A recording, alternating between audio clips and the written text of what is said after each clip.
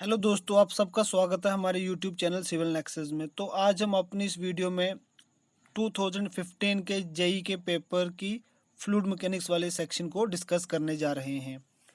तो 2015 के जेकेएसएसबी के जेई के सिविल एग्ज़ाम में फ्लूइड मैकेनिक्स सेक्शन में जो सबसे पहला क्वेश्चन आया था वो था water hammer is caused due to. Option a is elastic material of the pipe, option B is sudden closure of a valve in a pipe flow, option C is incompressibility of the fluid, and the option D is sudden opening of a valve in a pipe flow। तो जैसा कि हम सब जानते हैं कि जो water hammer का जो मेन रीज़न होता है वो होता है sudden closure of a valve in a pipe flow. जैसे ही हम पाइप फ्लो को जब हम सडन उसकी क्लोजिंग करेंगे तो एक प्रेशर वेव क्रिएट होगी, उसकी वजह से वाटर हैमर होगा। Therefore option b is correct.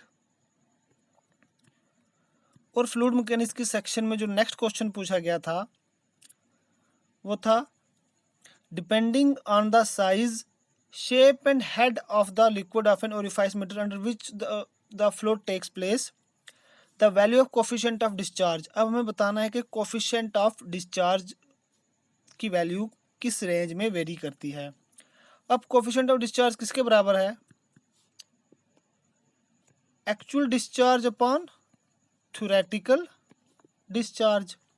ये हमारे पास हाइड्रोलिक कोफिशिएंट होते हैं चार, जैसे कि coefficient of contraction, coefficient of discharge, coefficient of velocity और कोफिशिएंट ऑफ रेजिस्टेंस।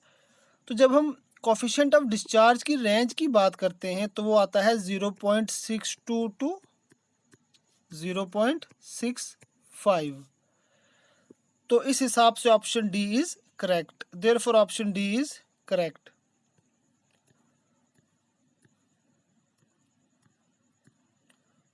और जो नेक्स्ट क्वेश्चन पूछा गया था फ्लूइड मैकेनिक्स के सेक्शन में वो था Mach number is defined as the square root of the ratio of the. अब हमें बताना है कि मैच नंबर किसके बराबर है। Option A is inertia force to the surface tension force, option b is inertia force to the pressure force, option C is inertia force to the elastic force and the option D is inertia force to the viscous force। तो चलो हम एक एक option को देखते हैं। जो सबसे पहला है inertia force to the surface tension force, तो ये हमारे पास आता है Weber's number. Option b is inertia force to the pressure force, जो inertia force to the pressure force आएगा आइलर्स नंबर। और ऑप्शन सी है inertia force to the elastic force, जो square root of inertia force to the elastic force होता है वही होता है Mach number. Therefore option C is correct. अब जो ऑप्शन डी है inertia force to the viscous force, तो अगर ये खाली inertia force to the viscous force होता तब हम इसको रेनॉल्ड्स नंबर बोलते, लेकिन उन्होंने स्क्वायर रूट बोला हुआ है तो ये रेनॉल्ड्स नंबर नहीं होगा, क्योंकि रेनॉल्ड्स नंबर में कोई भी स्क्वायर रूट नहीं आता। बाकी जो डायमेंशनलेस नंबर्स हैं सभी में स्क्वायर रूट आएगा, सिर्फ रेनॉल्ड नंबर को छोड़ के। तो अब हम इस क्वेश्चन के अकॉर्डिंग देखें, जो Mach number is defined as the ratio of the square root of the inertia force to the elastic force. Therefore option C is correct. और नेक्स्ट क्वेश्चन है any regulation having obstruction in an open stream over which the flow takes place। हमारे पास कोई भी open stream है, मान लो कि river है, तो उस रिवर में हमने कोई भी ऑब्स्ट्रक्शन दे दी। अब कहता है कि over which the flow takes place, अब इस ऑब्स्ट्रक्शन के ऊपर से ही फ्लो हो रहा है। जैसे कि रिवर का पानी वाटर यहाँ से आ रहा था तो हमने आगे ऑब्स्ट्रक्शन लगा दी इसके, तो इस ऑब्स्ट्रक्शन के ऊपर से वाटर रिवर का फ्लो कर रहा है, तो उसको क्या बोलेंगे। Option a streamline, option b is orifice, option C is weir, option d is venturi. अब हमें पता है कि जो रिवर में जो भी हम ऑब्स्ट्रक्शन देते हैं जिसके ऊपर से वाटर फ्लो करेगा वो होगा वियर। इसको हम देते हैं जब भी कभी हमें ऊपर से कैनाल्स वगैरह को निकालना होता है। Therefore option C is correct. And the next question is for weirs and barrages the approaching Froude number usually lies in the range of, ये हमें याद करना पड़ेगा, जो रहता है 2.5 to 4.5. Therefore option B is correct.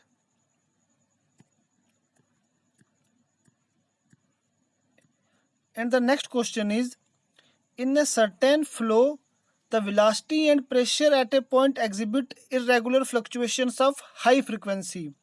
This is the most essential feature of which of the following flows? देखते हैं।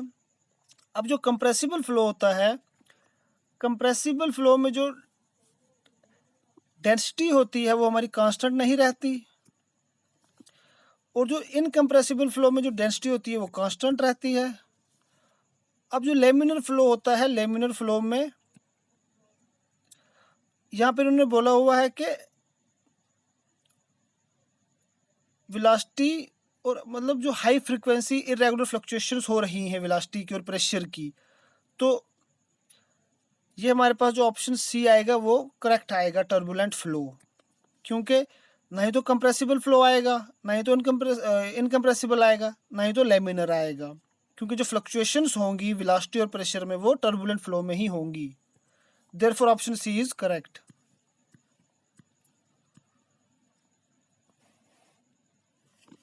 And the next question is, the laminar flow is possible when? अब हमें बताना है कि लेमिनर फ्लो कब possible होगा। Option A is the fluid particles moves in a zigzag way. तो ये ऑप्शन बिल्कुल करेक्ट नहीं है, क्योंकि जो जिगजैग वे में जब पार्टिकल्स मूव करेंगे तो वो टर्बुलेंट फ्लो कहलाएगा, ना कि लेमिनर फ्लो।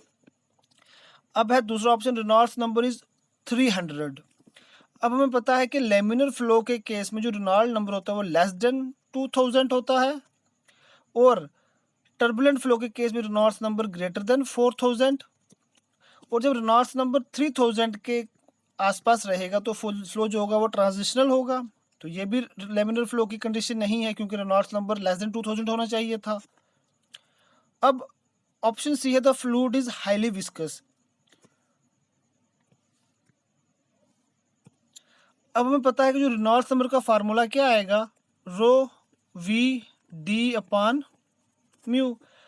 अब ऑप्शन डी कहता था वेलोसिटीज आर वेरी हाई, जब वेलोसिटीज बहुत ज़्यादा हाई होंगी तो रेनॉल्ड्स नंबर बहुत ज़्यादा हाई होगा, तो रेनॉल्ड नंबर ज़्यादा होगा टर्बुलेंट फ्लो के केस में। तो ऑप्शन डी भी करेक्ट नहीं है, ऑप्शन ए भी नहीं था, बी भी नहीं था। अब हम सी ऑप्शन की बात करते हैं, फ्लूइड इज हाईली विस्कस। जब फ्लूइड बहुत ज़्यादा विस्कस होगा तो रेनॉल्ड्स नंबर इसका बहुत कम रहेगा।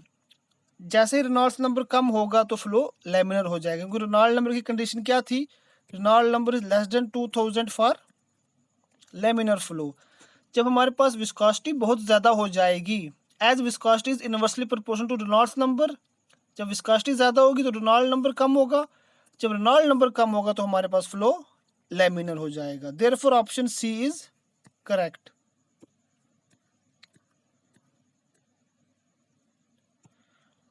And the next question is, irrotational flow means the fluid does not rotate while moving. Option B is the fluid moves in a straight line. Option C is the net rotation of fluid particles about their mass center is 0. And the option D is the fluid moves in a parabolic lines. Irrotational flow का मतलब होता है the net rotation of fluid particles about their mass centers is 0. Option C is correct.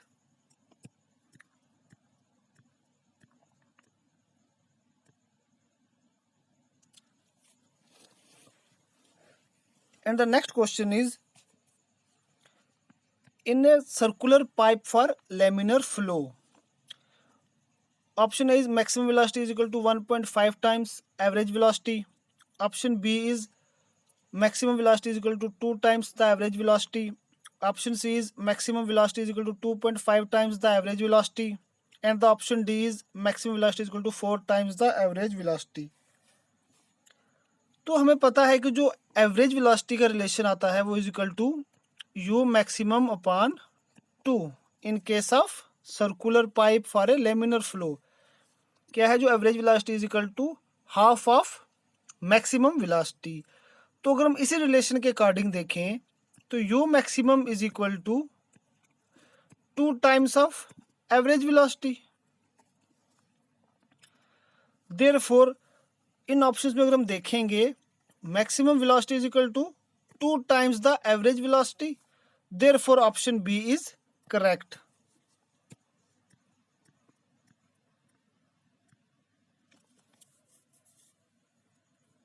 And the next question is, if L length of pipe, C velocity of pressure produced due to water hammer, then which of the following is true for rapid closure of the valve? Option A is the time taken for valve closure is greater than 2L upon C. Option B is the time taken for valve closure is less than L upon C.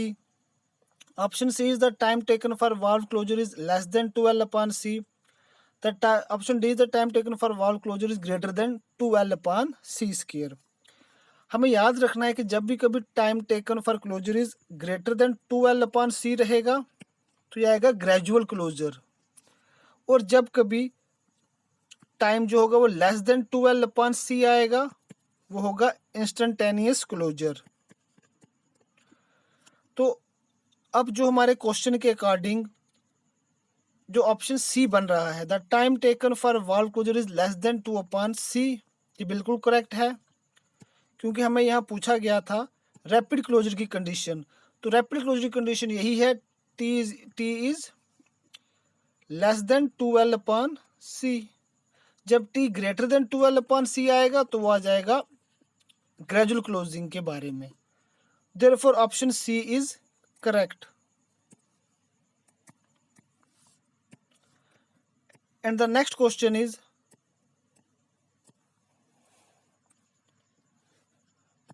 hydraulic gradient line represents. Option A is pressure head plus kinetic head. Option B is kinetic head plus datum head. Option C is pressure head plus kinetic head plus datum head. And the option D is pressure head plus datum head. अब जो हमारे पास option C है, pressure head plus kinetic head plus datum head, ये हमारे पास आता है total head के बराबर, टोटल हेड के बराबर। और जब भी कभी हम हाइड्रोलिक ग्रेडियंट की बात करेंगे तो हमें याद रखना है कि हम काइनेटिक हेड को कंसीडर नहीं करेंगे, हमें खाली प्रेशर हेड और डेटम हेड को ही कंसीडर करना होता है इन case of hydraulic gradient line. हम हाइड्रोलिक ग्रेडियंट लाइन में काइनेटिक हेड को निगलेक्ट कर देते हैं। तो इस हिसाब से जो ऑप्शन डी बनता है, pressure head plus datum head, is बिल्कुल ही करेक्ट है। Therefore option d is correct.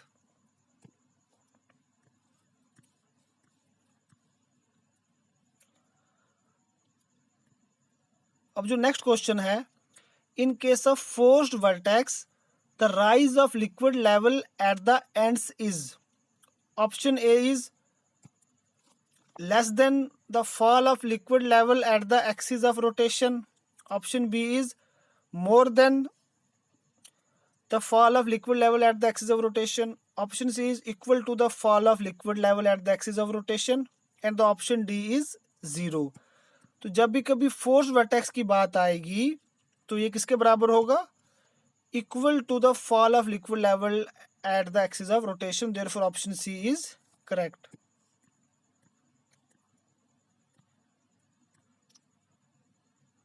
And the next question is, the hydraulic jump occurs when the flow changes from. Option A is subcritical to option A is supercritical to subcritical. Option B is subcritical to supercritical. Option C is critical to turbulent. Option D is laminar to turbulent. अब हमें पता होना चाहिए कि जब कि जो कोई भी जो फ्लो होगा वो सब क्रिटिकल कब होगा और सुपर क्रिटिकल कब होगा। जब भी कभी हमारे पास फ्रॉड नंबर लेस देन 1 होगा तो फ्लो होगा सब क्रिटिकल, और जब भी कभी फ्रॉड नंबर ग्रेटर देन 1 होगा तो फ्लो होगा सुपर क्रिटिकल, सुपर क्रिटिकल। और जब हम हाइड्रोलिक जंप की बात करेंगे तो हाइड्रोलिक जंप तभी होगा when the flow changes from super critical to sub critical, ये हमें याद रख लेना है। Therefore option A is correct.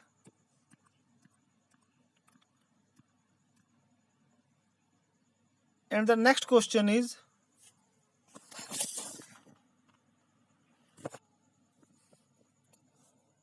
और जो नेक्स्ट क्वेश्चन है, Darcy-Weisbach equation is used to find the loss of head due to.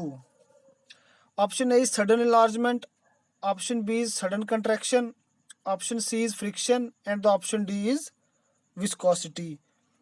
तो हमें याद रख लेना है कि जो Darcy-Weisbach इक्वेशन का जो फार्मूला था वो क्या आता है, HF equal to 4F LV² upon D into 2G।